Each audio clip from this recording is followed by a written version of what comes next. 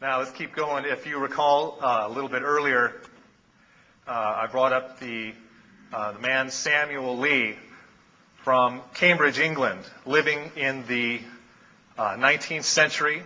A man who, according to his daughter, here's a quote, he became convinced that the views which he entertained, known as the Preterist, were those held by the early church. The translator of Calvin's materials said that he is unrivaled.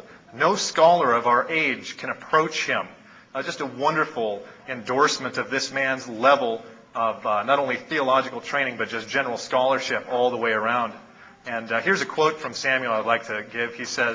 He writes, "Add to this the book of Revelation's own repeated declarations that what was then said was shortly to come to pass, and we should be led to a conclusion as strong as words and facts can make it, that the purposes of God, as declared by the prophets and generally summed up in this book, have been long ago fulfilled and finished." Just a wonderful statement, with a preterist view of prophecy, looking back to the fulfillment of prophecy without looking forward to it, which would be generally considered a futurist point of view.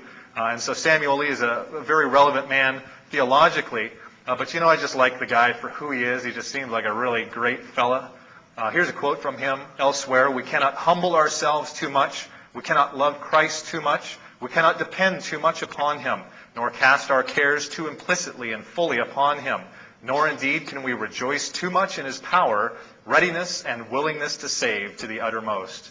Just a wonderful statement affirming his focus on the Lord Jesus Christ, and just kind of affirming the nature of this man besides his scholarship. I'd like to give a quote that is from Charles Darwin that was in his memoirs that were discovered after his death. This is from May 16th, 1832. "I find him, Dr. Lee, a very pleasant chatting man and in high spirits like a boy. He seemed perfectly happy." And that was from a dinner that Darwin and Lee had together. So just an interesting connection there. Anyway, the great work that Lee was able to discover and translate and publish was the Divine Manifestation of Christ by Eusebius, or the Theophany, or Theophaneia, depending upon the language we're looking at. And this fellow was the Bishop of Caesarea. He lived from 265 to 340. He was living in one of the most critical moments in the history of Christianity, when the Roman Empire converted to Christ en masse as a matter of law. And in this work, which was dated by hand to 411, this manuscript, but which dates to about 310, it was remarkable in that, like I mentioned, there's no sense of a futurity for the fulfillment of Christ's second coming or a kingdom that will break in. He actually saw these things as accomplished contemporarily with the events that he saw in his day, and even comes across in this work as really a completely fulfilled type of eschatology. But I don't want to seem as though I'm mischaracterizing this man or his theology, because he was certainly no full preterist. He was a very strong preteristic theologian, in that there was a great degree of fulfillment in his thought and in his writings. But even though there wasn't any look towards future fulfillment in this particular book, there are others where he does make reference to, especially as the Catholic type of power started to be consolidated by him and Constantine together, that there was, in fact, something to be seen in the future. And so even though there's no mention of future fulfillment in this particular book, it's not really precise, I guess, to call it a modern or a full preterist book. If we went by that standard, then I suppose we could say the same thing about the Emancipation Proclamation or anything like that. And so we just want to make it clear that Eusebius was not a full preterist. But what's interesting is Samuel Lee's relationship with Lee, especially with the publishing of this work to the general scholarly world. And keep in mind that this is a work that had been lost to the Western world for maybe 1,000 years, or even more potentially. There was only one ancient reference to it by Jerome, which wasn't very long in the lives of illustrious men. And so the anticipation for the reception of this work was immense in the scholarly world, especially in England and in Europe at large. And so Lee, taking the opportunity to publish this book, which he did in 2 languages, also took it upon himself to provide a preliminary dissertation to the work itself, a kind of an introduction or an extended introduction to the work where he laid out what he believed was the importance of it. Most importantly, in that this work settled what was a long-standing controversy regarding Eusebius's view of the divinity of Christ in the issue of what is known as Arianism, that there had been some number of charges through the years that Eusebius was actually an Arian, and if you want to study up on that, you can check out on the internet. But this work settles once and for all that indeed he was not. So for the sake of his, call it orthodoxy or his reputation, the publishing of this work was quite important, and that was part of the preliminary dissertation that Lee provided with this book. But he also did more. And here's a quote from that dissertation that shows how bold Samuel Lee was as a scholar and as a man. As he writes, "It is evident that Eusebius believed that the end had come. And in this, there can be no doubt, I think, he was right.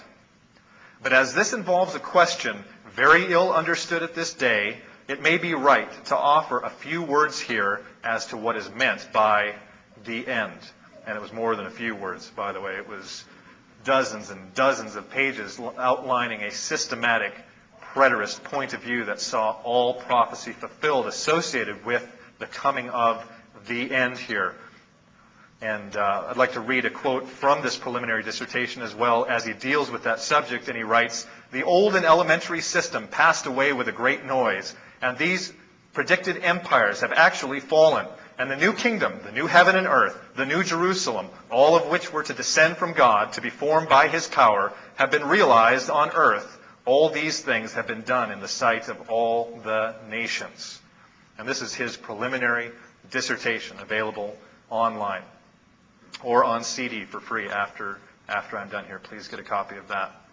And so just a very bold man.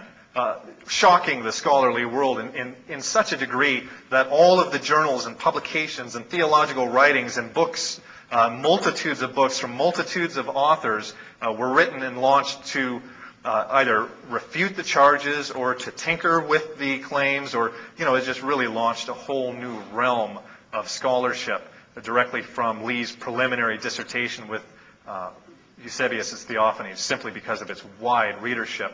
And for Lee, it launched a very strong and long publishing career of preterist ideas. A number of these works are available online, and they're just wonderful works. Besides his extensive letters, which he writes defending his views, he had this 1843 preliminary dissertation, and then his big, huge scholarly treatment in 3 books, An Inquiry into the Nature, Progress, and End of Prophecy, a letter to G.S. Faber, the man who coined the term preterist, a dissertation on 2 Peter 3 to the Bishop of Gloucester, and then in 1851, this book here, The Events and Times of the Visions of Daniel and St. John, which is basically an encapsulated form of his preterist system, which is just an absolutely remarkable and important work. But there's a difficulty with Lee that really kind of opens up a whole new realm of thought and discussion for contemporary preterists. And especially for somebody like me who is trying to collect all of these different shades and forms within the spectrum of preterism, which really is a very wide range of different doctrines. And it becomes important for the sake of reference or for the sake of even just categorization and understanding to kind of differentiate these views, because I think all might agree here that there are some fundamental differences within that spectrum of preterism between those that see all Bible prophecy as having been fulfilled, for instance, or those that think that some was fulfilled in the past, but some is to be fulfilled in the future. I mean, there are really natural lines of delineation within this spectrum of preterism. And this is where Lee comes in, kind of opening up a new door, I think, in the approach to preterist scholarship today, in that Lee did not precisely fall, in my opinion, within the definition of full preterism, which is amazing considering his declaration that all Bible prophecy has been fulfilled. The new heavens and the new earth, the descent of the new Jerusalem, all of the book of Revelation, the resurrection, the millennium, all of that is fulfilled in the past. And yet seemingly, or at least to me, he does not comfortably fit within the category of full preterists. And the reason why is that he does not end prophetic fulfillment at AD 70, but extends it into the 4th century with the conversion and ultimate fall of pagan Roman Empire. In effect, he he is sticking with Eusebius in this declaration that the overthrow of the nations as Christ was made the ruler of the Roman Empire was something that was contemplated in prophecy. And so, to me, it seems a very natural line of distinction there, because I think that contemporary full preterism tends to a man and woman, believe that all Bible prophecy was fulfilled by AD 70, according to verses like Luke 21 and 22, that all things will be fulfilled. And so this presents a bit of a problem and kind of motivated a bit of a shift for me at the website, in that he did not consider AD 70 to be the consummation of the ages, and so it doesn't seem to me to precisely fall within that spectrum of believing that all eschatology was fulfilled by AD 70.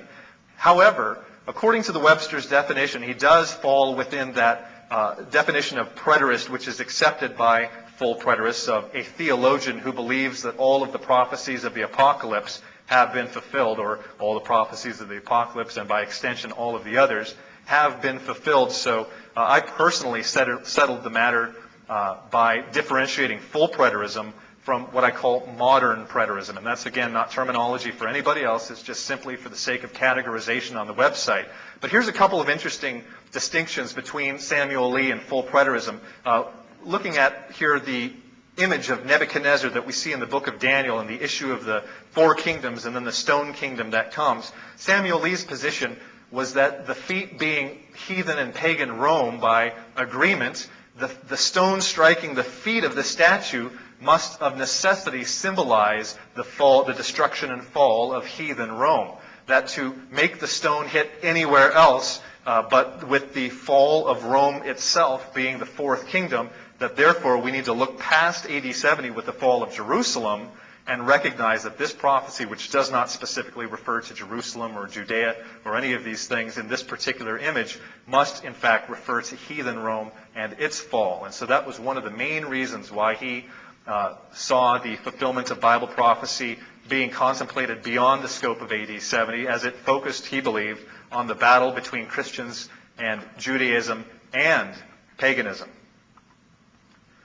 And he saw the overthrow of Rome and the most powerful empire the world has ever seen as something that wasn't ignored by Bible prophecy, but something that very much had to do with the vindication of Jesus Christ and his exaltation over the nations. So this is Samuel Lee's view. This is something also that's very similar with a number of other, what I would call 6-seal preterists. Guys who believe that 6 of the 7 seals of Revelation have been fulfilled, but there's one more to be fulfilled. That isn't exactly the same as Samuel Lee, but this point of view, seeing the fall of heathen Rome as being the fulfillment of prophecy, is actually something that's pretty widespread, although I don't believe that it falls within the specific realm of full preterism. Again, seeing that as having reference to AD 70 and that particular generation, it just seems to me that there's a natural dividing line. The 70th week of Daniel is another area where there's a differentiation between Samuel Lee and full preterism, again going to this issue of dealing with Judaism and paganism. And he writes, the vision of the evening and the morning is true, and his comment on that. And here the establishment of Christ's kingdom is clearly foretold in Zechariah verse 9, and, i.e., in that day, the Lord shall be king over all the earth, and in that day shall there be one Lord, and his name one. Both the 1 year and day is therefore divided into 2 parts. The first one, in one case, is summer, and in the second, the evening. And here's what he means. In Daniel's 70th week, the apostolic period is, as we have seen, its first portion, summer. And this constitutes the apostolical millennium. Its second portion, reaching from the fall of the city and temple to the establishment of Christianity under Constantine, these then respectively are Zechariah's summer and winter, morning and evening. And so this is an area where I believe we see a clear differentiation between Lee and what we would see as contemporary full preterism. And then he finishes, we have therefore the same period and portions of it before us in every case, and in the increasing progress of this river, a lively representation of the triumphant progress of the Gospels, most notably with the overthrow of the Roman Empire. So here's where the issue of modern preterism came in for me and the website and categorization. It's that whole spectrum of fully fulfilled eschatology. Remember, he said all Bible prophecy is fulfilled. He just puts it extending into the 4th century. But I see modern preterism to be differentiated from full in that it sees the whole spectrum of fully fulfilled eschatology, which includes full preterism, and recent systems of preterist idealism as well that do see all eschatology as fulfilled in the past, and generally believes that all eschatology was fulfilled by AD 70, as in the case of full preterism, or with pagan Rome's fall or conversion to Christianity. And so I have both of those categorized under modern preterism at the website. You're welcome to check it out, and again, it's just simply for the purposes of classification and categorization. But regardless of this difference, it doesn't make me think any less of Samuel Lee. He was a man well ahead of his time and used the absolute most with the resources he had to spread this message of prophecy fulfillment to the entire scholarly world of his day. Just an amazing impact that this man had, not only from the translations that he did, bringing the gospel to the Oriental world, but also with the theological journals, which were then focused wholeheartedly on issues of fulfillment of eschatology immediately following the publication of Lee's works. But there's also this sense that Lee had an amazing impact upon the theologians that surrounded him at the same time and in that day. And James Stuart Russell is one of those that was almost certainly aware of Lee's preterist system.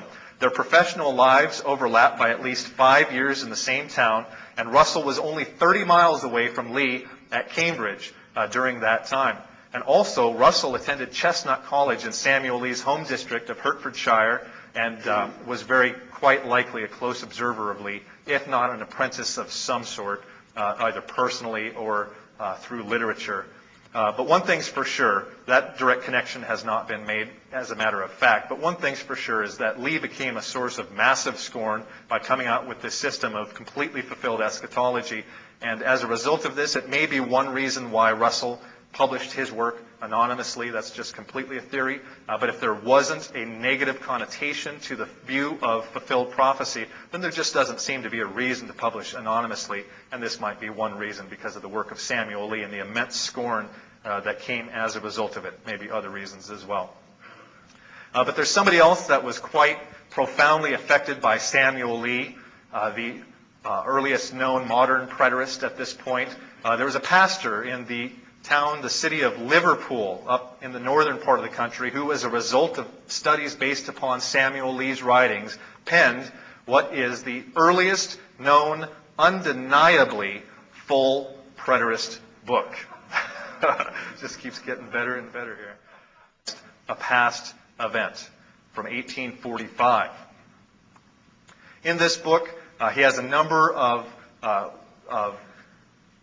tinkerings, a number of perfecting of Lee's work. He interacts with Lee quite a bit in this and points out a number of potential inconsistencies, or at least inconsistencies according to Townley, that he believed could be taken care of by a more consistent approach, which saw the fulfillment of all Bible prophecy by AD 70 in particular. And absolutely, Luke 21:22 was mentioned as one of those reasons why the Scripture limits the scope of the fulfillment of all prophecy, not just to the 4th century, but AD 70 itself. And even as a result of this is very convinced that what he has come up with is the absolute truth. He writes, "There is not a shadow of a shade of error in the conclusion at which I have arrived." Just a very bold statement from Robert Townley. I got to appreciate that. Some of the quotes from this book, I'll run through them real fast. "We conceive to be the scriptural doctrine of the millennium as confined to the period of the apostolic ministry. Now the resurrection being part and parcel of that preaching of the gospel to which the promise was made, lo, I am with you always, even to the consummation of the age. Therefore the resurrection must be limited by the same consummation of the age, and must consequently be past, the apostolic age and ministry being now no longer visible, and the promise of Christ being now of none effect, having been fulfilled. And again, the Lord God at the destruction of Jerusalem made his foes his footstool. He completely abolished death, of whom it is said in 1 Corinthians 15, death, the last enemy, is disabled. He took away entirely the first covenant, which was the ministration of death, that he might establish supremely the second, which was the ministration of life," and talks about the shaking of those things and applying those to the burning up of the Mosaic economy. So pretty good stuff, isn't it? I mean, this is a wonderful find. Actually, I have to give credit to Scott Thompson, who did a wonderful job of finding this and then passing it on to me. The earliest known full preterist book from 1845, predating the previously known by over 100 years. So that right there is an amazing step forward, I believe, in the history of full preterist scholarship, to have finally been able to break through to the 19th century with a very developed and very contemporary view of full preterism. And Townley was influenced by Lee. He said things like, would that Professor Lee's works form part of a prescribed course of reading for ordination candidates. He loved his work, there's no question. And he wrote, I will take the liberty of transcribing one or two passages respecting the fall of Jerusalem in order to show the correspondency between his view of the fulfillment of prophecy and my own.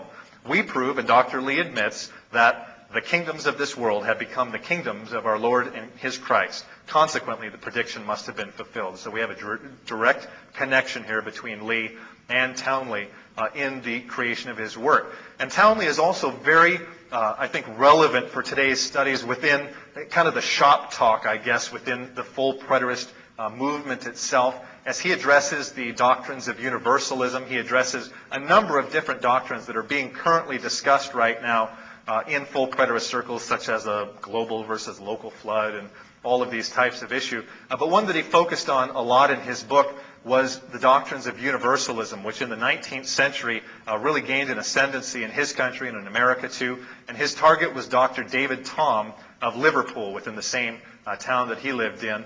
And he attacked Dr. Thom in one of his footnotes in the back, an entire section that was focused on attacking Dr. Thom and his universalism, writing about that universalism was, quote, a conclusion as preposterous, or this conclusion was as preposterous as the universalism which rests for support on passages like that out of Corinthians, wherein the apostle is discoursing of none but the church, vis-a-vis, as in Adam all die, even so in Christ shall all be made alive. And so he's interacting and attempting to refute universalism in his book, this same earliest known full preterist book. And he writes, if I'm to be a believer in universalism, I must have a widely different statement from any which Mr. T, Dr. Thom, propounds. He says, I respect Mr. Thom as a man of very superior mental attainments and have pleasure in conversing with him or hearing him converse on any subject save and except his imaginary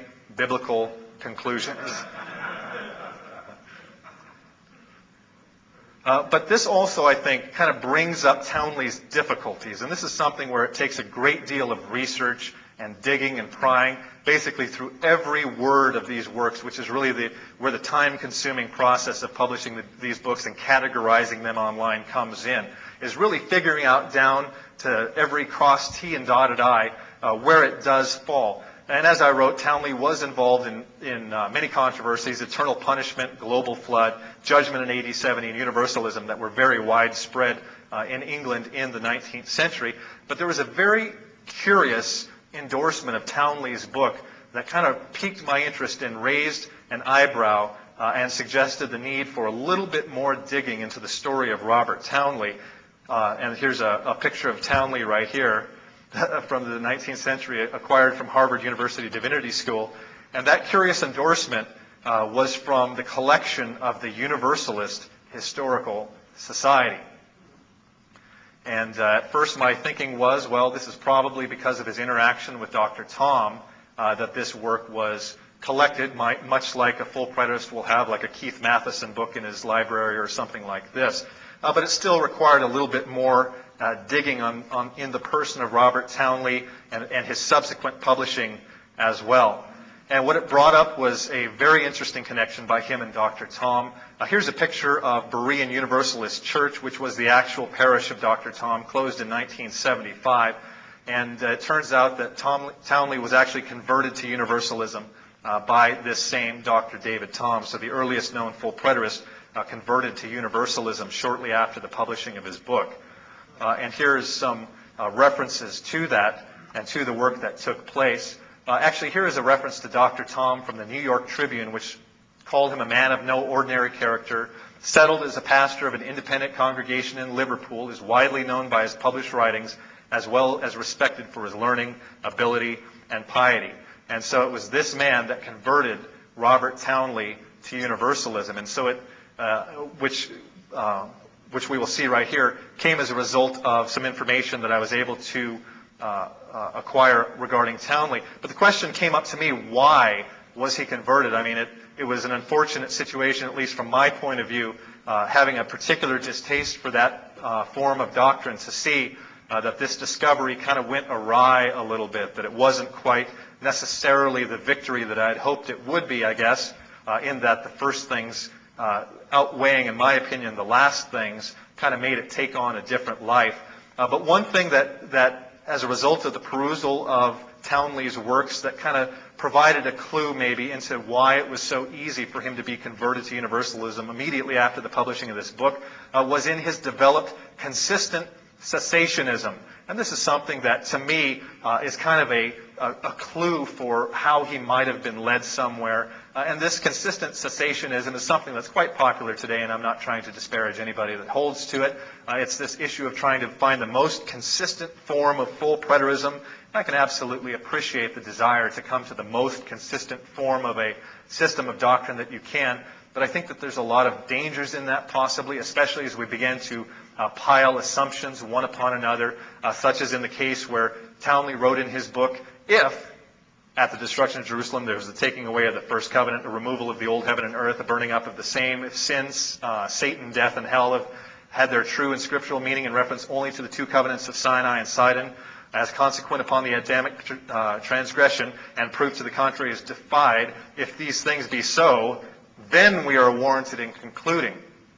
And to me, this kind of raised a little bit of a red flag. I mean, anytime that you have so much riding upon such a mound of presumptions, I think to me it kind of it's begging for difficulties. And in this particular case of Townley, there were other quotes that I found that show this developed, consistent cessationism, such as, and this is his quote, "We object to the entire constitution of the various religious establishments of the day because we believe that they all maintain the great foundation principle of Judaism, that is, the outward and visible church." And so he was consistent in his cessation of everything, including the church and moron, and so on and so forth, all the way down the line, developing an incredibly consistent form of full preterism in that respect.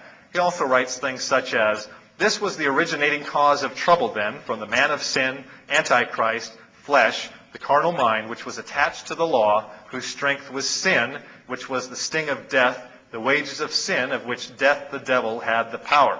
At the same destruction of Jerusalem, all these, the enemies, were put under Christ's feet, the fall of Jerusalem being, in his own words, our authority, most indisputably his second coming to reward every man according to his works." And so what I'm getting at here is that this seems to me to be an issue where Dr. Tom would have been able to sit Townley down face to face and say, well, listen, if you believe that all of these things were done away in AD 70, if you believe that sin was done away, that the Antichrist was done away, and flesh and the carnal mind, because they were all attached to the law, and sin even, which was the sting of death, the wages of sin, all of which separate people from God, then how can you consistently say that today, in your new heavens and new earth, and in your age to come, there is sin, and there is death, and there is devil, and all of these things?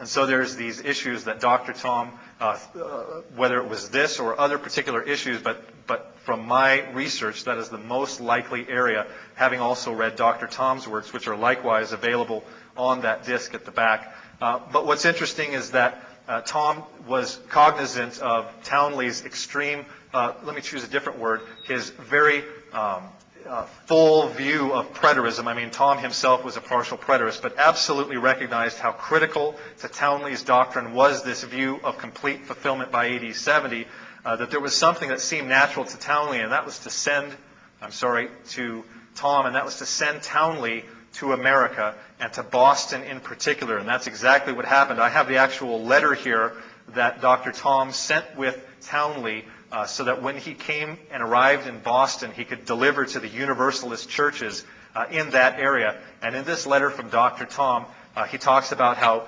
quote, "Townley has recently been satisfied of the truth of God's universal love to man in Jesus Christ," and gives this letter as a way of introduction. And immediately, Robert Townley, this author of the earliest known full preterist book, became a pastor of the First Universalist Church in Boston, Massachusetts. by, again, the endorsement of Dr. Tom. And Dr. Tom, recognizing it, again, like I said, this preterism, writes in his book, by some, the apocalypse is considered to have received its accomplishment and at the period of Jerusalem's destruction. Among the American Universalists, this view is very prevalent.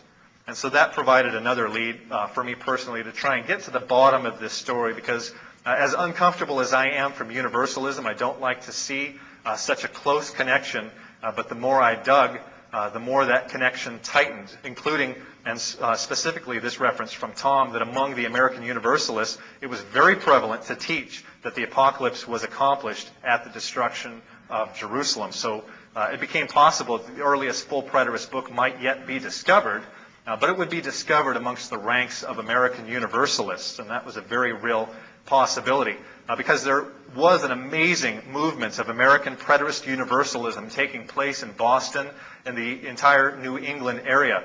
These same people who were dealing with the issues of the coming of the Son of Man, endless punishment, annihilationism, the global deluge, and universal salvation was just absolutely going throughout all the churches in that area. In fact, I've seen references that all the churches in Boston were Unitarian of a Universalist sort. Now, that's certainly hyperbole, but the point being that between Unitarians, Universalists, and Congregationalists in New England, this form of Universalism, particularly Preterist Universalism, was very prevalent. Ralph Waldo Emerson is one of those that was a Unitarian and a Universalist in this regard. An American essayist, you may be familiar with the writings of Ralph Waldo Emerson, who was in Boston and brought the Unitarian message to Harvard in 1837. And the reason I bring up Emerson here is that it reminds me of one of his quotes. And one of the quotes of Emerson is that the easiest way to lose a person is by death. And that's a really relevant comment, I think, in this regard, because Townley was kind of like a lost child, just a real shame to see this man lost to, in my view, this distasteful doctrine. And I'm certainly aware that a great number of people hold to this view. Preterist Universalism is clearly on the ascendant, and there might even be Universalists or Unitarians in the group today. Please don't take this as any type of personal attack on your character integrity. I'm just trying to represent my own point of view as faithfully as I can. But one thing that's interesting in the digging about these American Preterist Universalists is that they did view the second coming of Christ and the book of Revelation and all of these things fulfilled in regards to the judgment of the Jews in AD 70, seeing that the judgment of the Jews in AD 70 satisfied all of God's wrath, and that from that point forward, God was at total peace with mankind. And so I just want to pause for a second and just reiterate that point, that this earliest known full preterist author, converted to Universalism in Liverpool, England, was sent to America to pastor the first Universalist church in Boston and become one of the leaders of the American Preterist Universalist movement that was taking place in New England at that time. And in the First Universalist Church of Boston, Townley became the co-minister with a man by the name of Balfour, who's a similar case to Townley, started out a Calvinist and became convinced of Universalism by a preterist. And it was as a result of the preterist arguments that he heard that he converted from Calvinism to Universalism. And here's a couple of quotes by Townley's co-minister, Balfour. The Old Testament, he thinks, speaking of this preterist that he was converted by, makes Gehenna an emblem of the future temporal punishment to the Jews as a nation. With this clue, he comes to the New Testament and interprets all such passages as Matthew 24:33, "Ye generation of vipers, how shall ye escape the damnation of hell?" as of the temporal calamities connected with the fall of Jerusalem. I deemed Universalism a great error, sometimes discussed the subject with Universalists, and always thought had the best of the argument. The first thing which staggered my faith in the doctrine of endless punishment was reading Mr. Stewart's letters. His statements I was unable to controvert, and the text of which they were founded upon seemed to support them. And so it was Mr. Stewart that converted Balfour to Universalism as a result of his arguments. And this Mr. Stewart is none other than Moses Stewart, a man who many might be very familiar with his writings, his commentary on the Apocalypse, which is one of the great preterist commentaries on the book of Revelation. A historical preterist, a partial preterist, but just an unbelievably influential man in his day.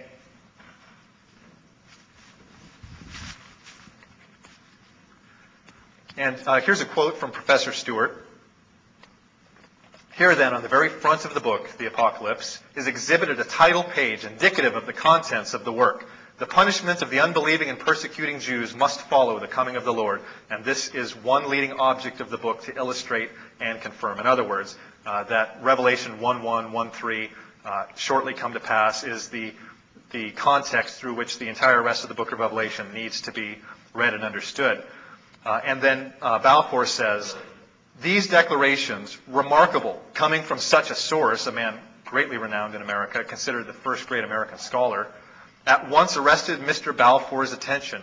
He was greatly perplexed, and in his perplexity turned to Professor Stewart for support. And so, according to Balfour, it was Stewart's preterism that lent themselves to Balfour to lead him into a consistent preterist universalist view. And he writes, and I'll try and get through this quickly, to Mr. Stewart of Andover, I am indebted for making me a universalist, and to him the world are indebted for my books.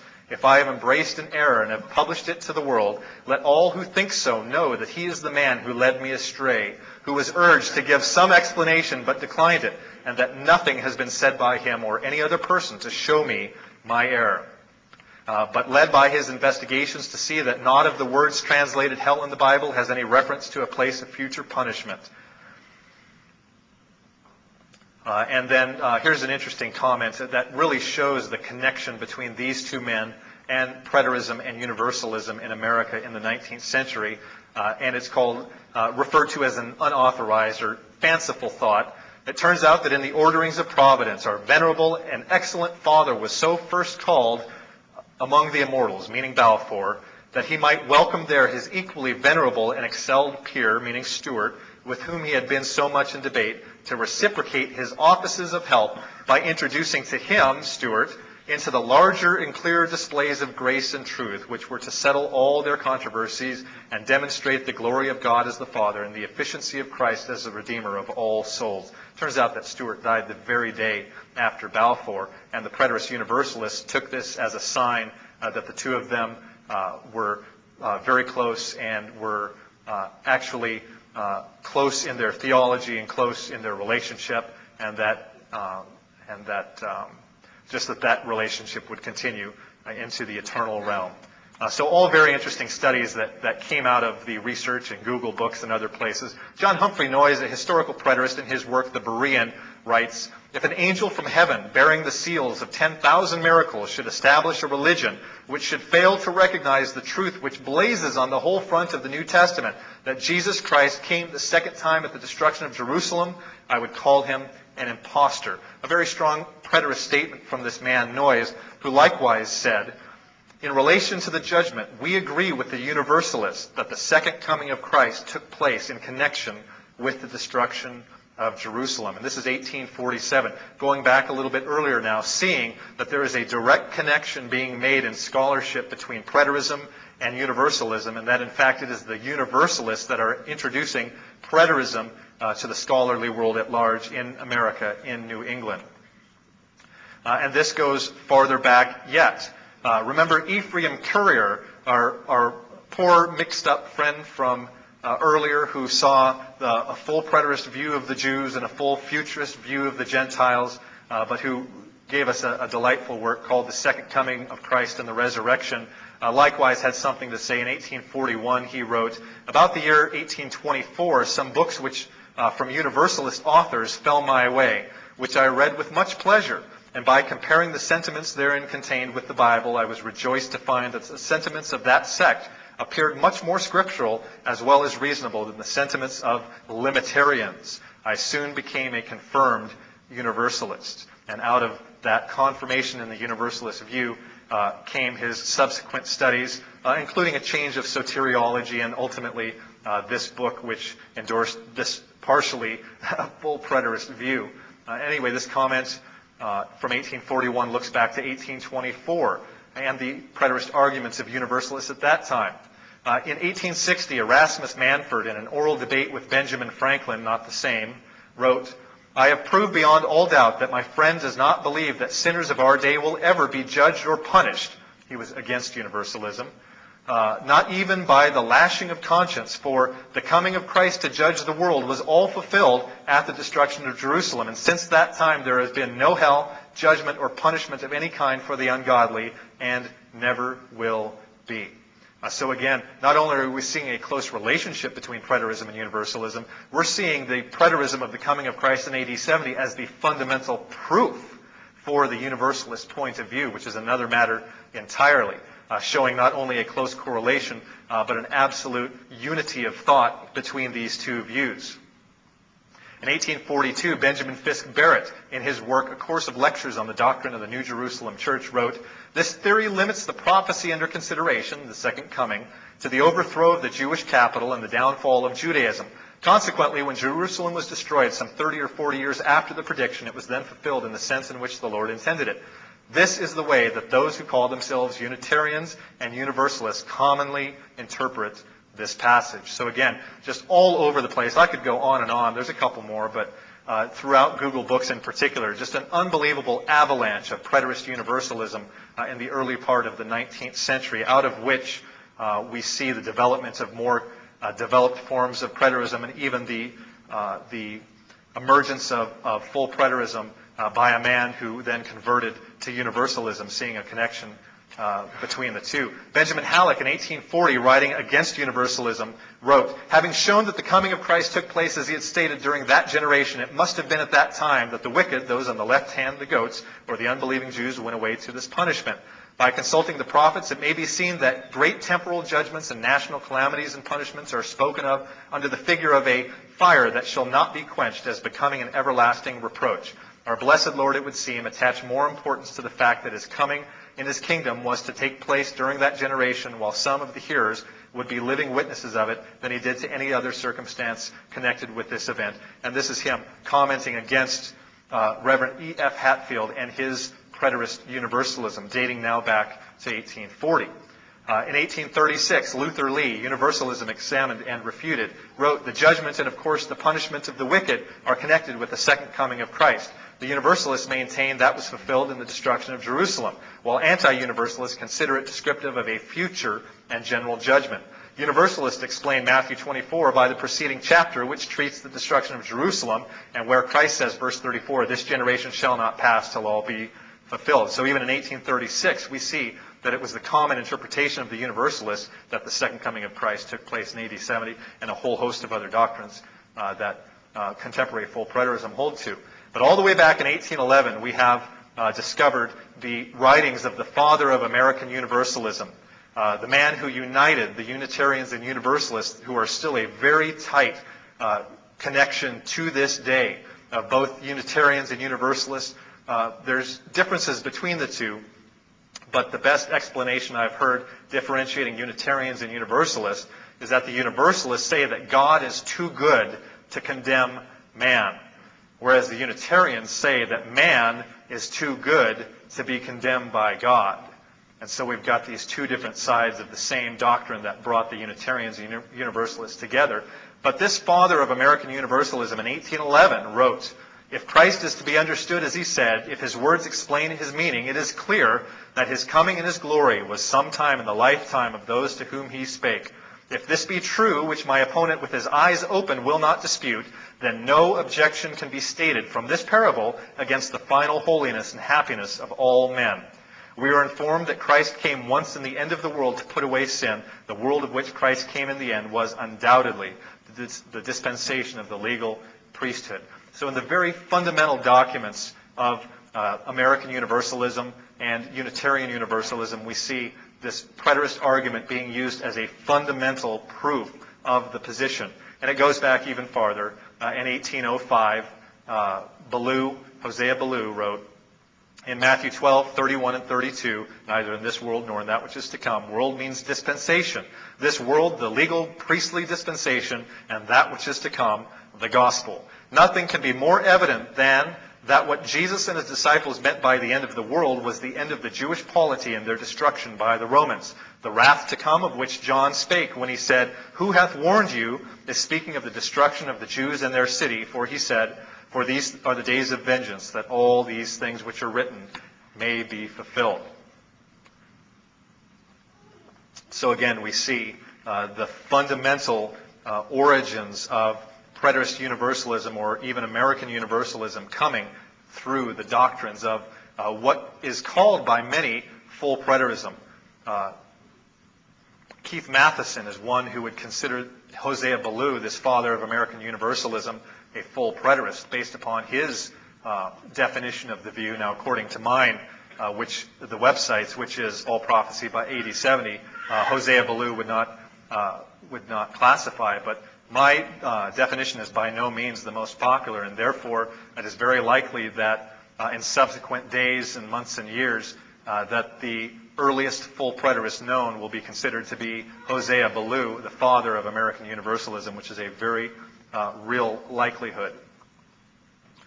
And there are many other preterist universalist works that I didn't take the time to either study or cite, but which seem to be really good references to the preterism of it. J.T. Flanders, A Review of Universalism Against Itself.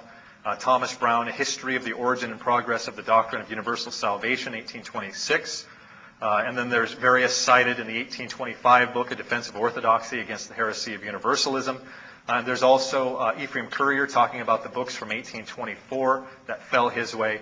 And then also there's a number of Universalist books cited by Ed Stevens here in the bibliography of his book, What Happened in AD 70. So a number of other early preterist Universalists that have been cited and yet really haven't been mined to find out really how far back it goes. But there's potential there at any rate. But one thing really I want to do with this is not try and say that consistent preterism is universalism.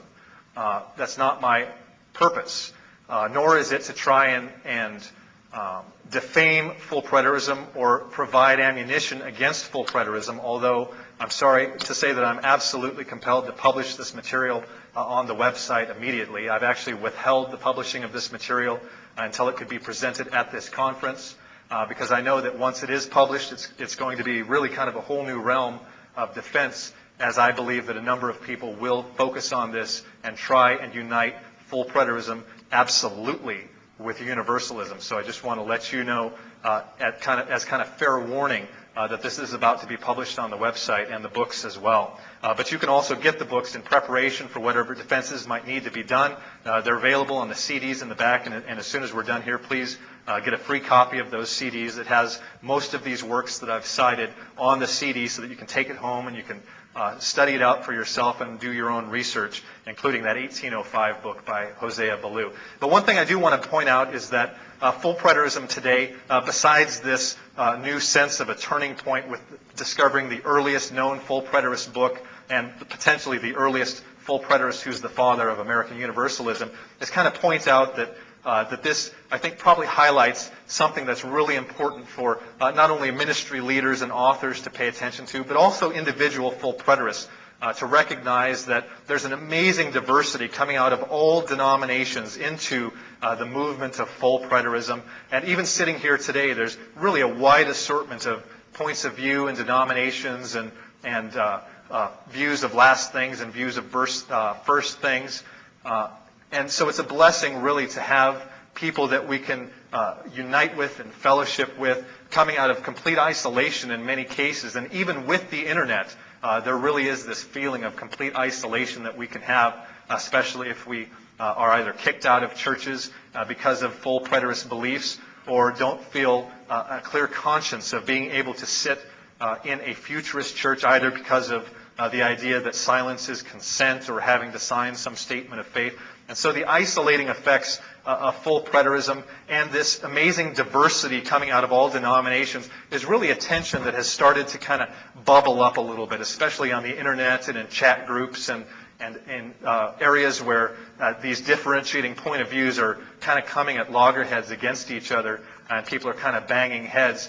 Because I think that we need to recognize that this is what at least before we had asked for, or those who were in positions of leadership or with websites or literature, that we really wanted people to come out of all denominations. And I think that full preterists still do want people to come out of all denominations and backgrounds into the realization of fulfilled prophecy. But that being the case, and recognizing really how different these points of view are, particularly if we're going to talk about the view of universal salvation versus limited atonement, I mean, this is really an amazing difference here in a real sense, kind of irreconcilable differences between these two views, regardless of any other agreements. And so one thing I just wanted to do really fast is just from my own perspective of having observed the preterist movement for over a decade, and now having discovered these earlier roots, really try and maybe offer some hope for healing or a way of moving forward that's profitable and not negative in the sense of always bickering between these differentiating views or cutting one another down or insisting that our view be accepted as the view that the entire movement accepts, and these types of points of view, with the thought of thinking whether or not it's possible to sculpt one unified body in the full preterist movement. Because I think that maybe that's the hope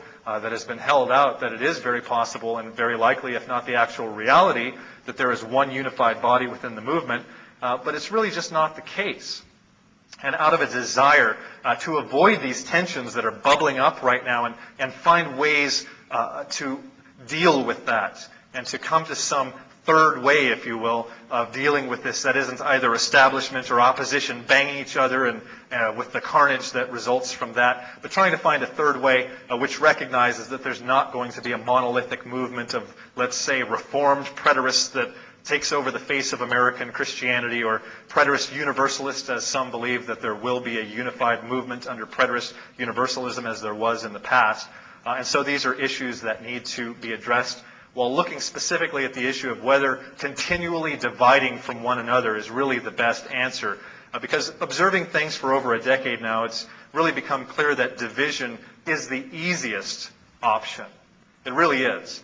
When it comes to a controversy to where two people's pride come against each other, it really kind of seems easier to just turn away, to walk away and never look back again, to just either ignore or divide from a person, giving them up to Satan for the destruction of the flesh or whatever it might be, over, in some cases, the most minute of disagreements on tertiary issues of doctrine. And so I think it's probably now the necessary time, kind of looking ahead now with the publishing of these materials, for a measured approach, or at least to begin thinking about a measured approach of how to move forward now with this new environment. I think one is having realistic expectations, and that is, what does the Lord teach us through change, not only in our doctrine but in our lives? And one thing I want to bring up is that with the isolation as profound as it is from the world, just because of the eschatology, when we begin to just assume that division is the best answer, then we find that our isolation becomes more profound indeed. And we do have to learn how to stand alone in Christ, but do we have to say it's going to be us three and no others, us four and no more, as the old Baptist saying goes, I guess? Is that really the best answer? Because full preterist fellowship is very rare, as we know, and even on the internet it is. And one thing with this realistic expectation of seeing that it's not going to be a monolithic movement of either preterist universalist or reformed preterists or Church of Christ or apostolic preterists or all these very divergent points of view, is that we don't put too much faith in the movement or in the community, that we really do find a measure of grace with those who disagree with us and not find ourselves crushed because those that we previously believed were brothers actually hold to a different view of the immortal body at death, view of the resurrection. So these are just considerations, recognizing that there's not going to be, and there isn't and hasn't been, a united Reformation to join or to serve, and there's no public vindication really that's forthcoming in any short-term expectation for the preterist movement. I mean, all of these ideas just to limit the disappointment, to limit kind of the broken hearts and the crushed feelings that we might get if we have this magical thinking of this preterist takeover of the scholarly world, which is fun enough to think about maybe 500 years down the road or something. But if we're basing our own sense of personal worth upon this vindication, then I'm afraid we're going to die broken people like Ephraim Currier did. And so important considerations, especially with the influx of curious doctrines continuing in full preterism. And by no means have we seen the worst that there is to offer, I believe. As much as I do not like universalism, there is much worse coming down the road. And so, these are all considerations. And I think probably the natural next question is, well, with whom do we separate then? There's strange winds of doctrine in every movement. This is shop talk for full preterism, but that doesn't mean it's limited to full preterism. But the very real question is, from who do we separate? Paul himself said, from such withdraw yourself. So when I talk about unity, do not think that I'm saying that we do not separate. That is my heritage as a Baptist, recognizing that separation is a very important part of the person of God, that justice and righteousness are both the exact same word. And so don't misunderstand where I'm getting at here. But I think we need to investigate very carefully what is being said and written from all corners of this or any movement, like I'm having to do with these old books. Really take the time to anybody that we're going to either support or follow or whatever, even though all of that's questionable to, like, say, be a disciple of a person. But I think regardless of that, we need to be very careful about what is said and written, because we may have somebody that we are next to on issues of AD 70 that otherwise we probably might not feel comfortable being in unity with. These are just considerations.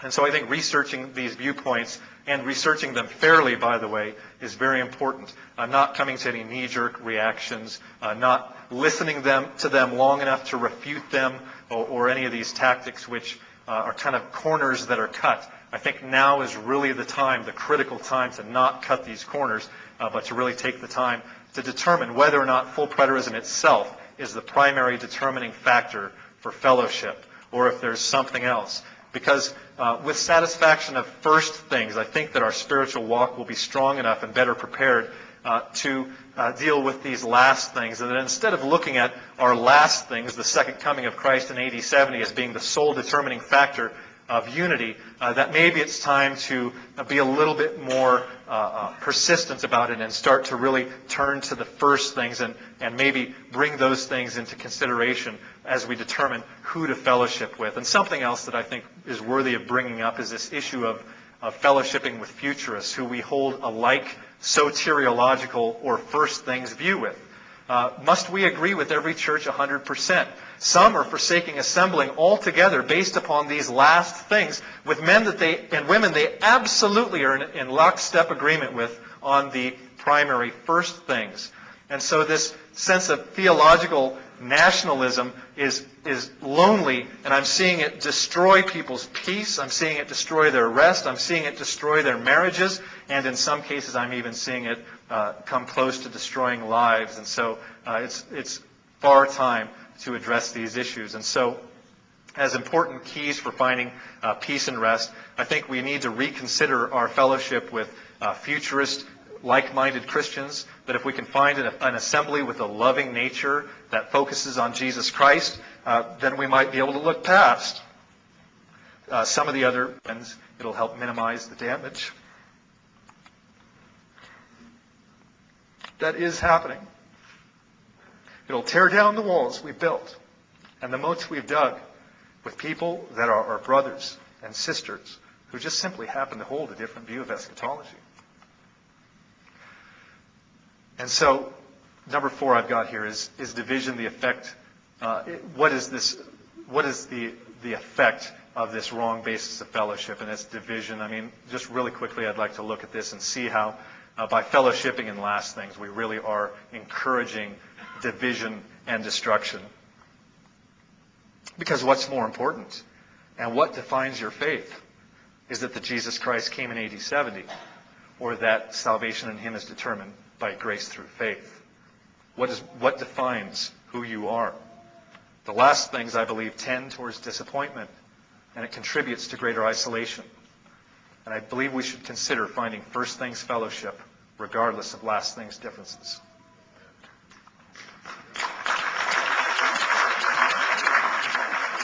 And I think also that ministers and authors and preachers and website people and whoever should really consider the idea of narrowing their ends things evangelism to first things like-minded people. I'm going to get into this really quickly. I know I'm probably right at the end here, but please just consider this, that by focusing on last things as the basis of our fellowship, we are actually not only creating divisions by coming together under AD 70. First of all, we've lost all the futurists, but then all of a sudden we lose those who differ on resurrection or atonement or cessation, with Christ as secondary and AD 70 as primary.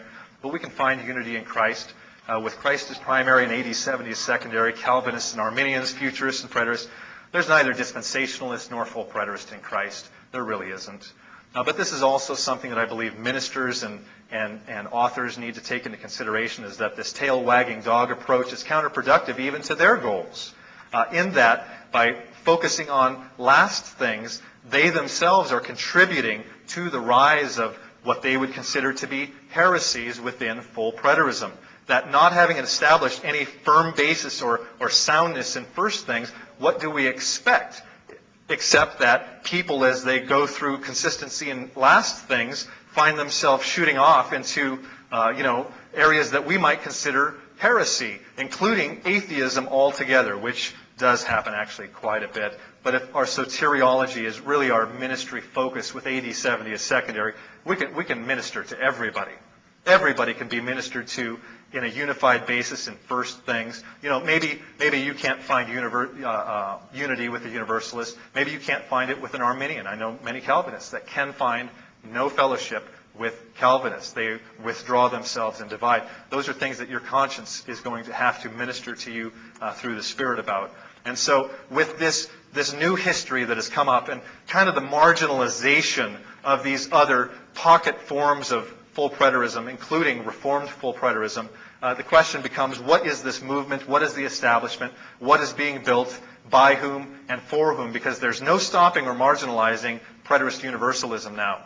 That's the thing that really hit me in the face as a result of these studies, is that if anybody has the mantle, then it's this particular point of view. And like I mentioned, I believe there's much worse positions yet to come, especially if there comes a day when full preterism sells. If Hank Hanegraaff can prove that preterism sells, we can watch the wolves coming in.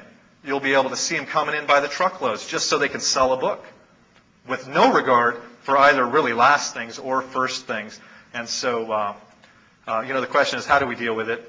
Do we deny that it exists? Do we ignore it? Do we filibuster it? Do we viciously attack it and declare them non-Christians? These are all questions that need to be asked, especially asking who's glorified by these things. If the fruits of the flesh are the manifestation of our method in Christ, what does that glorify and what does that teach to those that are looking in? I mean, we've seen, haven't we, that our fellowship isn't based in last things. I believe that point has been proven beyond a shadow of a doubt because of the amazing disharmony and disunity, just like any other group, but in this group as well. And this again brings up to this idea of restricting end things evangelism to like-minded people, to those that are our brothers that we can have fellowship with, regardless of who those might be, so that we don't result in the actual creation of who we would consider heretics. But the question also arises, and this is kind of what I'm closing with, are disagreements that we have just details? Are they just disagreements? Are they, just differences of opinion? Or do we believe that this Calvinism, for instance, is an overthrow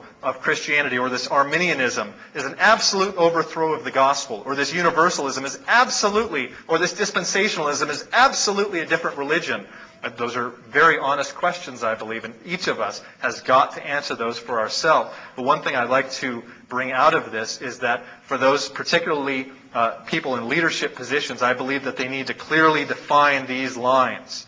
That if we believe something is an overthrow, I believe it should be declared such. I think, and this is just me personally, that all of these hybrids of full preterism should come forward and really make plain this version of full preterism. Now that the spectrum is so wide and everybody's coming out of all the denominations, we should clearly define, I believe, if we're in leadership positions, if we're talking about preterist universalism, if we're talking about reformed preterism or preterist idealism or whatever it might be, and clearly define these hybrids, but also clearly define what we believe to be a hyper preterism. And this is something that's very controversial. This year, this is my goal for the website at Preterist Archive, is to define hyper-preterism. I've got one on there that's kind of a stopgap definition right now, but I hope to kind of specify more in the coming months, because this definition of hyper-preterism is very important, not only for the good of followers and the movement, but also the observers on the outside that are looking in that say, well, these people have no boundaries or limits. Anybody's welcome to just come in and be welcomed with open arms, regardless if they're Universalist or Arminian or whatever. The question is, can fulfillment be taken too far? And I think that most full preterists might say that it does, such in the case of saying that the gospel ceased in AD 70, or that the Bible was only about the Jews and with the fulfillment to them, it's not the book for us today, or any of these number of different areas where we might believe that there is a hyper-preterism. Because to deny that there is a hyper-preterism, I believe, encourages critical errors, the creation of heretics, and discourages those who are investigating preterism. And so the question is, are all winds of doctrine, so long as they're full preterist, simply legitimate alternatives? And I believe the hyper label needs to be given, especially and without reservation by all leaders and authors, that it's shown that there are not just other options. And right now this discussion needs to be brought into the open and also in literary production. I've done some research to find full preterist definitions of hyper-preterism, and besides mine own, I've only found 3. Among all the literature of full preterism, I've only found 3 definitions, and I have to very much take my hats off to those 3 who have taken the time to do this.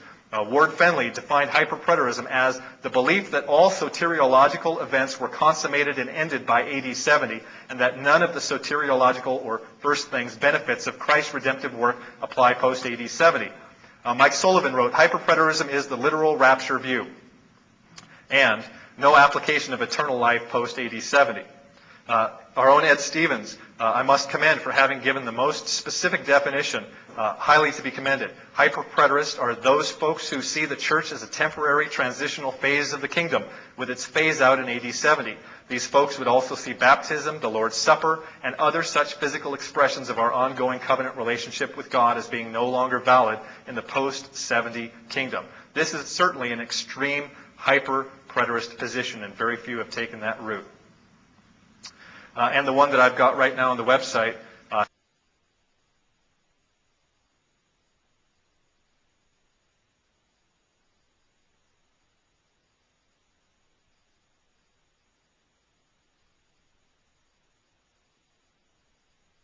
says that it's a very